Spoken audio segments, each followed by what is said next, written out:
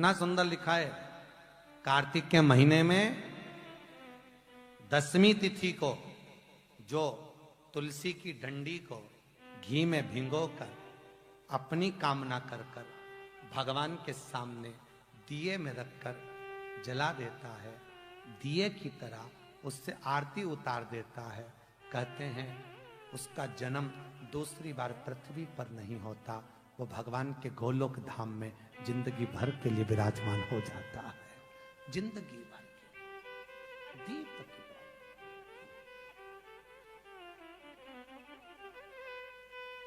विष्णु पुराण किस किसने सुनी है? हाथ उठा। विष्णु पुराण का 5वां अंश कार्तिक खंड वर्णन करता है, या स्कंद पुराण का कार्तिक खंड को उठा लीजिए, वो वर्णन करता है 24 तरह के दिए होते हैं। कितने तरह के? 24 तरह के दीप होते हैं।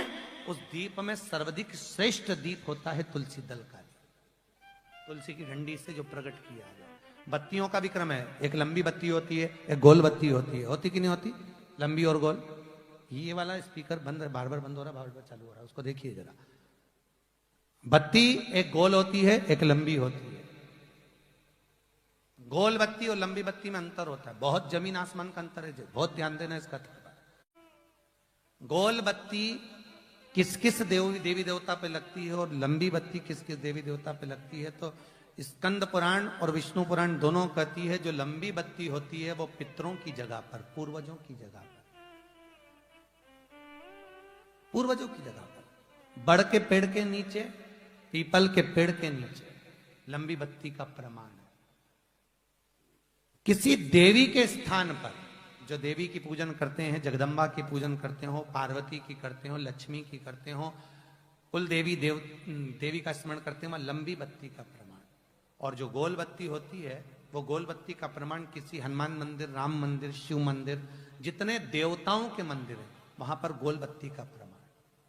लंबी बत्ती देवी के स्थान पर इसलिए जलाई जाती है क्योंकि देवी वंश की और लक्ष्मी की वृद्धि करती है, तो लक्ष्मी और वंश बड़ा होना चाहिए, लंबा होना चाहिए। और देवता के सामने गोल बत्ती इसलिए लगाई जाती है कि हमारा मन, ये चित्त, ये वृत्ति आपके चरणों में टिकी रहे और एक दिन हम भी वैकुंठ का वास करें, इसलिए गोल बत्ती लगाई जाती है। एक सहस्त्र बत्ती होती है, करें दर्शन कभी? यहां पे माताएं बैठ बैठ के बनाती रहती है 100 बत्ती, 108 बत्ती, 108 बत्ती बनाकर भगवान के सामने। उसका क्या प्रमाण है? कौन से पुराण में लिखा है कि 108 और सहस्त्रावली बत्ती लगाई जाए? तो स्कंद पुराण में कार्तिक खंड के अंदर स्पष्ट किया गया, सहस्त्रावली बत्ती, 108 लंबी बत्तियों का जो प्रमाण है, वो कहते हैं कि जिस व्यक्ति ने किसी तीर्थ को ना करा हो, पूरे तीर्थ नहीं गए हो, सारे तीर्थों का स्नान नहीं करा हो, किसी तीर्थ में दर्शन करने से वंचित रह गए हो, तो 108 बत्ती की एक बत्ती बनाकर किसी नारायण के मंदिर में, शिव मंदिर में, देवी के मंदिर नहीं, केवल देवता के मंदिर में अगर उसको घी में भिगोकर प्रज्वलित कर दिया जाता है तो सारे तीर्थों के दर्शन का फल उस जीव को प्राप्त हो जाता है। उसको सहस्त्रावली बत्ती, 108 सहस्त्रता। दुनिया में कौन सा चंदन है जिस चंदन को भगवान को लगा देने पर, कार्तिक महीने में भगवान को लगा देने पर जीते जी भगवान विष्णु, कृष्ण, राम एक बार गले लगा कर जाते हैं? वो कौन सा चंदन है? आपको पहले भी कथा में वर्णन किया, हरि चंदन। कौन सा चंदन है? हरि चंदन। कार्तिक के महीने में हरि चंदन कैसे बनता है? तुलसी जब सूख जाती है, सूखी हुई तुलसी की जड़ धोकर रख लीजिए, कार्तिक के महीने में उसको सिलवट्टे पर घिसकर उसका चंदन बनाइए, उसमें थोड़ा सा कुंकुम मिलाइए, चंदन बनाकर कार्तिक के महीने में जो भगवान विष्णु के मस्तक पर तिलक लगाता है और अपने मस्तक पर भगवान का ही तिलक लगा लेता है, उसको जीते जी एक बार मेरा श्री हरि गले लगा लेता है, वो हरि चंदन। विष्णु पुराण। अभी अधिक मास लगेगा अपना 18 तारीख से, तब अपन उसमें श्रवण करेंगे तुलसी के एक एक महत्व को। कि तुलसी की जड़ में जो पतली धारा रहती है उससे क्या फल मिलता है, क्योंकि अश्विनी अधिक मास है आपकी बात, तो अश्विनी अधिक मास में एक एक प्रमाण दिया तुलसी की पत्ती का, तुलसी के बीज का, तुलसी की टहनी का, तुलसी की जो मंजरी होती है वो मंजरी जब गिरती है तो गिरी हुई मंजरी का क्या फल है उसका भी प्रमाण अश्विनी अधिक मास में आता है। उसका विष्णु पुराण से लेकर उसको सुनेंगे।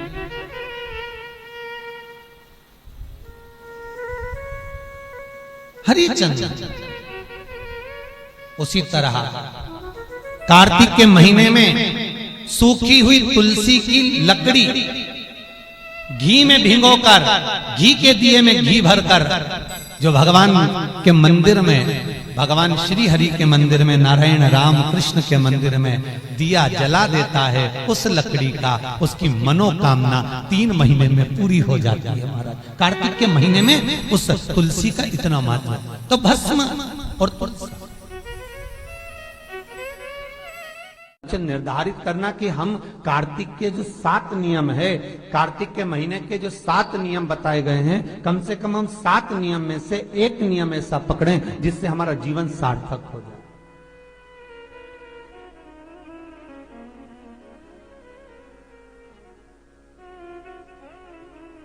आप भले 7 नियम नहीं कर रहे कार्तिक के, भले एक नियम करो, पर वो नियम हमारा पूर्ण चलना चाहिए, उसकी नियम की पूर्णता पूर्ण होना चाहिए। आपको कहा था कार्तिक के 7 नियम हैं, उसमें पहला दीपदान, दूसरा तुलसी पूजन, तीसरा भूमि पर शयन, चौथा शरीर पर तेल नहीं लगाना, 5वां सुंदर दलहन की चीजों का त्याग करना, और 6ठा ब्रह्मचार्य व्रत का पालन करना, और 7वां अपने जीवन में कार्तिक के महीने में चाहे वाणी का संयम हो, चाहे भोजन का संयम हो, चाहे शब्दों का संयम हो, चाहे दृष्टि का संयम हो, चाहे इंद्रियों का संयम हो, वो संयम रखें।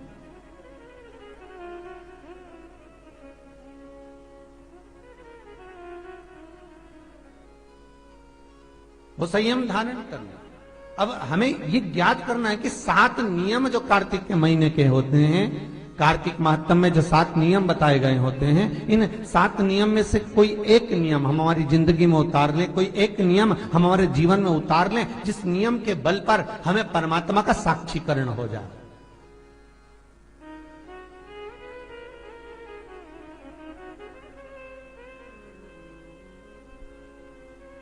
कोई एक नियम, अगर आप दीप दान कर रहे हो कार्तिक के महीने में, प्रतिदिन आपने 1 महीना तक दीप दान करा महाराज, तो ये भी आपका एक नियम है। 1 महीने तक आपने जो तुलसी में जल चढ़ाया, ये भी आपका नियम है। आपने अगर वाणी पर संयम रखा है, ये भी आपका महाराज। एक बहुत सुंदर बात कार्तिक के माध्यम से लीजिएगा अपने जीवन में उतारने के। कार्तिक के महीने का 7वां नियम याद रखना, संयम।